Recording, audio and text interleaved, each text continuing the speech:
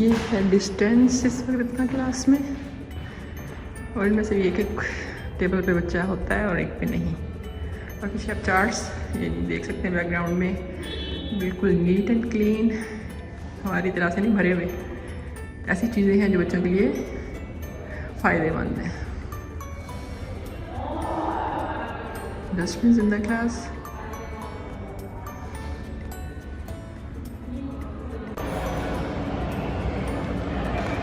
Okay, so this is the bag only जो कि second class के बच्चे लेके आए हैं।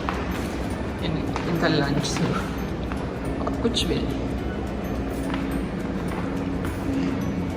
सिर्फ लंच बॉक्स। और लंच यहाँ पे भी दिया जाता है बच्चे। Arrangement class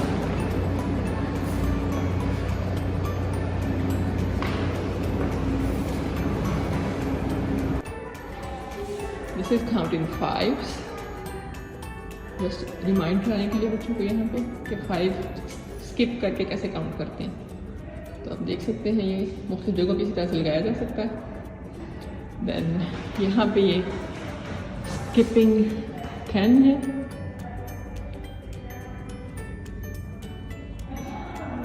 right.